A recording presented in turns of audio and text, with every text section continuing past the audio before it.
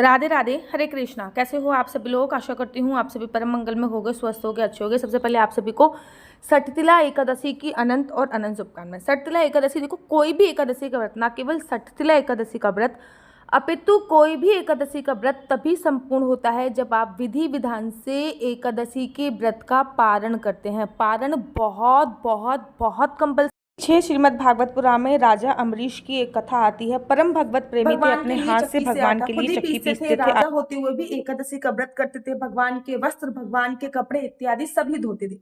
एक बार की बात है कि वो भगवान के लिए आटा पीस रहे होते थे। गर्मी बहुत ज्यादा होती थी, उनके शरीर से पसीना निकल रहा था। भगवान स्वयं अपने पीताम्बर से उनको हवा कर रहे थे। ऐसे परम भगवत प्रेमी थे राजा अम्बरीश। राजा अम्बरीश ने ये नियम लागू कर रखा था कि उनके राज्य में जितनी भी जनता है सभी को एकादशी का व्रत रखना है और सही समय पे व्रत का पालन करना है। एक बार की बात है कि राजा अम्बरीश ने एकादशी का व्रत रखा हुआ था और द्वादशी पे व्रत पालन के लिए जा रहे थे। तभी उन्होंने देखा कि दुर्वासा ऋषि का आगमन हो रहा है।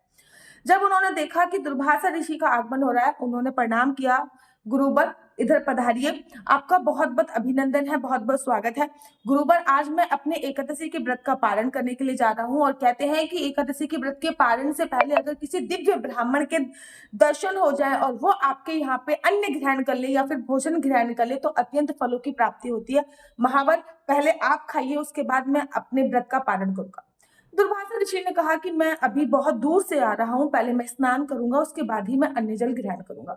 दुर्वासा ऋषि स्नान करने के लिए चले गए और जब दुर्वासा ऋषि स्नान करने के लिए चले गए तो राजा अम्बरीश ने उनका इंतजार किया। इंतजार करते करते राजा अम्बरीश ने देखा कि समय जो है वो बहुत जल्दी बीत रहा है। अब त्रयोदशी तिथि प्रारंभ होती है। द्वादशी तिथि पर हमेशा व्रत का पारण करना चाहिए। त्रयोदशी लगने से पूर्व ही आपको व्रत का पारण करना चाहिए। अगर आप इस पे भी वीडियो चाहते हो कि अगर हम द्वादशी पे व्रत का पारण ना कर पाए किसी भी कारणवश, तो हम व्रत का पारण कैसे करें, इस पे डिटेल में वीडियो चाहते हो तो मुझे कमेंट्स कीजिए, मैं इस पे भी डिटेल में वीडियो बनाऊंगी। राजा अम्बरीश ने देखा कि द्वादशी तिथि जो है वो खत्म होने वाली है और जब द्वादशी तिथि खत्म होने वाली होती है, त्रयोदशी का आगमन हो रहा था, तो उससे पहले उनको व्रत का पारण करना था। वो लेकिन क्षत्रिय थे, उन्होंने वचन दिया था दुर्वासा ऋषि को कि जब तक आपको भोजन नहीं कराऊंगा तब तक मैं व्रत का पालन नहीं करूंगा। उन्होंने अपने क्षेत्र के, अपने राज्य के जितने भी पंडित थे, जितने भी योग्य ब्राह्मण थे, सबको बुलाया और सबसे बोला कि मैंने दुर्वासा ऋषि को वचन दे रहा हुआ है कि जब तक मैं उनको भोजन नहीं कराऊंगा तब तक व्रत का पालन नहीं करूंगा। द्वादशी तिथि क्षीण होने वाली है, मैं एकादशी के व्रत का पालन करूं, कैसे करूं? तभी सभी योग्य ब्राह्मण ने बोला कि आप भगवान के चरणों का चन्यामृत पीकर, चन्यामृत क्या होता है? जिस जल से आपने भगवान को स्नान कराया है वो चन्यामृत होता है। और पंचामृत तो आपको पता है 5 चीजों से मिलकर बना। भगवान के चरणों का चन्यामृत पी के व्रत का पारण कीजिए। इससे आपके द्वारा दिया गया वचन भी रह जाएगा जो कि आपने दुर्वासा ऋषि को दिया है और आपके व्रत का पारण भी हो जाएगा। राजा अम्बरीश जैसे ही भगवान के चरणों का चन्यामृत पीने ही वाले थे, वैसे ही दुर्वासा ऋषि का आगमन हो गया। दुर्वासा ऋषि का, हे मूर्ख, तूने तो मुझे वचन दिया था कि तू पहले मुझे भोजन कराएगा, उसके बाद भोजन इत्यादि करेगा, तो खुद भोजन खा रहा है, ये कैसा क्षत्रिय है? अब राजा अम्बरीश ने बहुत समझाने की कोशिश करी लेकिन दुर्वासा ऋषि नहीं माने। दुर्वासा ऋषि ने अपने बाल लेते हैं और बाल लेके बाल को ऐसे ऐसे गोल करते हैं, उसको खींच लेते हैं, उसको पटक देते हैं। एक भयंकरी राक्षसी कृत्या प्रकट हो जाती है। वो राजा अम्बरीश को खाने के लिए दौड़ती है। जैसे ही वो राक्षसी राजा अम्बरीश को खाने के लिए दौड़ती है, भगवान का सुदर्शन चक्र प्रकट हो जाता है जो कि उस कृत्या के टुकड़े टुकड़े कर देता है। तो भगवान वो सुदर्शन चक्र जो है दुर्वासा ऋषि के साथ घूमने लगता है। यहाँ पे दुर्वासा ऋषि जा रहे हैं, सुदर्शन चक्र वहीं पे जा रहा है। दुर्वासा ऋषि भागते भागते ब्रह्मा जी के पास गए और बोले, मैं तो आपका पुत्र ही हूँ, लोग मेरे को आपका पुत्र बोलते हैं, इस सुदर्शन चक्र से मेरी रक्षा करो। ब्रह्मा जी बोलते हैं कि सुदर्शन चक्र से मैं आपकी रक्षा नहीं कर सकता, इस सुदर्शन चक्र जिसका है रक्षा का अधिकार उसी का है। ब्रह्मा जी ने के मुख से जब ये कटु वचन सुनते हैं तो दुर्वासा ऋषि भागते भागते भगवान शिव के पास पहुंचते हैं और भगवान शिव से बोलते हैं, इस सुदर्शन चक्र से मेरी रक्षा करो। तो भगवान शिव बोलते हैं कि भाई, माना कि तुम मेरे अंश अवतार बोले जाते हो, लेकिन इस सुदर्शन चक्र से मैं तुम्हारी रक्षा नहीं कर सकता। इस सुदर्शन चक्र से आपकी रक्षा और रक्षा जिनका इस सुदर्शन चक्र है वो कर सकता है। भगवान विष्णु जी के पास पहुंचते हैं। विष्णु जी कहते हैं, महाराज आइए, जीमिए, खाना खाइए। तो कहते हैं कि भाई जीमना वीमना तो सब सही है, लेकिन पहले सुदर्शन चक्र को शांत करो। भगवान विष्णु कहते हैं, आप आके यहाँ पे विराजमान होइए, लड्डू पाइए, भोजन खाइए, लेकिन इस सुदर्शन चक्र से मैं आपकी रक्षा नहीं कर सकता। क्यों? क्योंकि अहम भक्त पराधीनम। मैं तो अपने भक्तों के अधीन हूँ, जैसा भक्त बोलते हैं मैं वैसा ही करता हूँ। इस सुदर्शन चक्र से आपकी रक्षा केवल और केवल राजा अम्बरीश कर सकते हैं।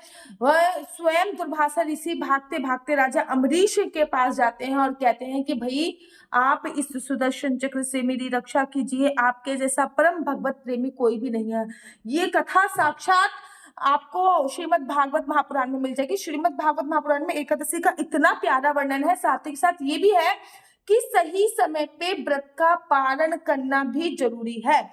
एकादशी सटतिला एकादशी जो है वो 25 तारीख की रखी जा रही है कि ये अब है सटतिला एकादशी, जिसका व्रत इत्यादि आप लोग 25 तारीख को करोगे और 26 तारीख को आपको व्रत का पालन करना है। जब आपको व्रत का पालन करना होता है तो आपको कुछ बातों का ध्यान रखना होता है। नंबर 1, सही समय पे व्रत का पालन करना बहुत ज्यादा जरूरी होता है। जब तक हरिवासन समय निकल ना जाए, हरिवासन समय क्या होता है, पूरे दिन की 1/4 अवधि को हरिवासन समय बोलते हैं। अर्थात जब तक हरिवासन समय नहीं निकल जाता, हरिवासन समय निकलने के बाद भी 24 घड़ी के बाद, मतलब 24 मिनट के बाद ही आपको एकादशी के व्रत का पालन करना। मतलब हर बार मैं वीडियो बनाती हूँ कि पालन का समय ये है, पालन का समय वो है, और हर बार पालन के समय एक अलग अलग दान देना होता है। जैसे कि इस बार सटतिला एकादशी है तो सटतिला एकादशी का जो व्रत है वो 25 तारीख को किया जाएगा, पारण जो है वो 26 तारीख को किया जाएगा। पारण के समय आपको योग्य ब्राह्मण को घर पे बुलाना होता है, ब्राह्मण को घर पे बुला के उसको भोजन इत्यादि कराना होता है। उसके बाद दान दक्षिणा देकर भोजन ब्राह्मण को विदा किया जाता है। अगर ब्राह्मण घर पे नहीं आ सकता तो आप किसी गरीब को भोजन कराकर भी दान दक्षिणा देकर विदा कर सकते हो। अगर ऐसा भी संभव नहीं है तो आप अपनी हाउस हेल्पर जो आपके घर पे क्रियान्वित है, काम करती हैं, उनको खाना खिला सकते हो, दान दक्षिणा उनको भी दे सकते हो। अगर ऐसा भी संभव नहीं है तो एक थाली में भोजन बनाकर गौ माता के पास लेके जा सकते हो और गौशाला में वो भोजन दे सकते हो, या फिर गौ माता को भी वो भोजन खिला सकते हो।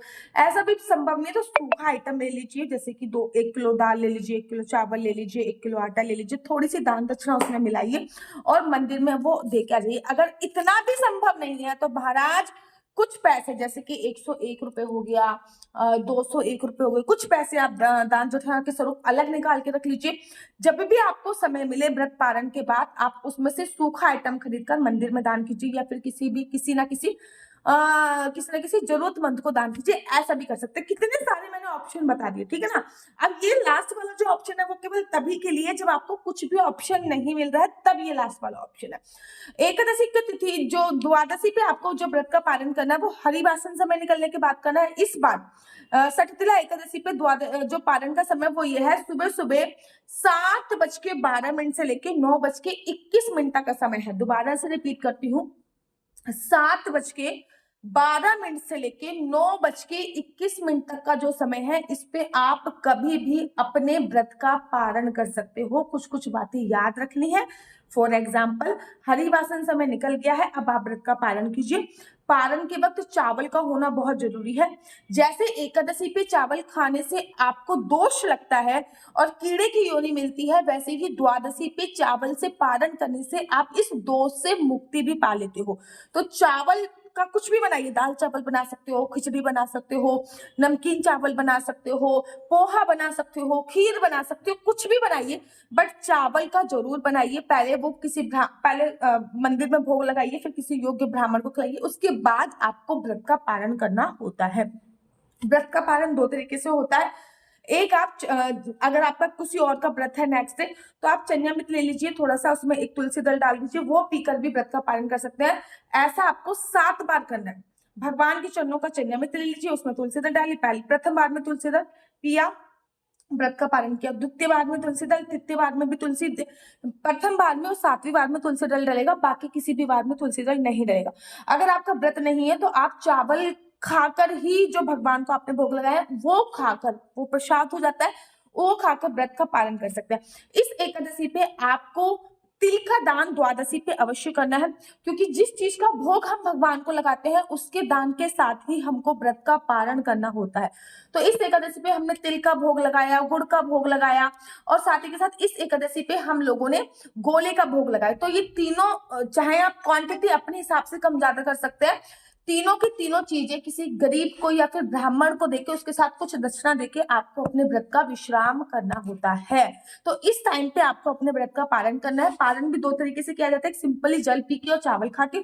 दूसरा, जो भुने हुए चने होते हैं उन चनों को ले लिया जाता है, 7 चनों को अपने हाथ पे रखा जाता है, तोड़ के 14 बना लिए जाते हैं और आपको करना होता है श्री विष्णु श्री विष्णु श्री विष्णु। मेरा नाम आशु चौहान है, मेरा गोत्र केमलक्ष है, मेरा निवास स्थान वृंदावन है। आज मैं पूरी विधि विधान से सटतिला एकादशी के व्रत का पालन कर रही हूँ। यह पालन जो है वो इसका जो सटतिला का व्रत है वो मैं अपने पूर्वजों को देना चाहती हूँ, अपने बच्चों को देना चाहती हूँ, बट जिसको भी देना चाहते हो। ये जो सामने देगी आप पीछे फेंक सकते हो।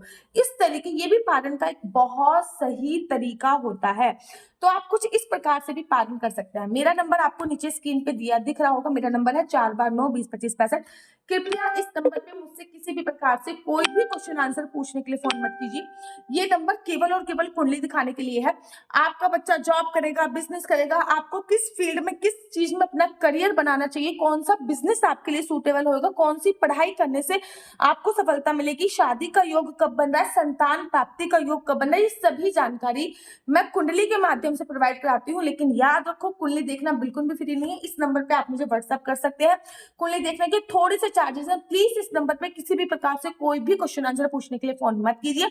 और कुंडली देखना फ्री नहीं है। जब आपको लोगों के फोन आते हैं ना, हमें ये बता दो भाई, आप मेरी बात समझिए। मैंने कुंडली देखना सीखा, अपने जिंदगी के 3.5 साल खर्च करे और बहुत सारा अमाउंट खर्च किया, लॉट्स ऑफ अमाउंट। ठीक है, मैंने जब फ्री में नहीं सीखा तो ये मैं फ्री में क्यों देखूं? ठीक है ना, इसको मैंने अपना करियर एज ए करियर इसको मैंने लिया है। ठीक है ना, तो ये मैं और वैसे भी अगर आप कुछ भी चीज फ्री में दिखाते हो तो आपका जो राहु है, मैं अपनी एनर्जी आपको दे रही हूँ, आपसे मेरे को कुछ ना कुछ लेना ही पड़ेगा। तो कुंडली देखने के थोड़े से चार्जेस हैं। कुंडली में फ्री में नहीं देखती। इस नंबर पर कृपया करके मुझे किसी भी प्रकार से कोई भी क्वेश्चन आंसर पूछने के लिए फोन मत कीजिए। अगर आपको मेरी वीडियो अच्छी लगती है तो आप अपने यूट्यूब चैनल हरिपोल को लाइक शेयर सब्सक्राइब करना बिल्कुल भी मत भूलिए। तब तक के लिए मुझे दीजिए इजाजत। राधे राधे, हरे कृष्णा, हरि बोल।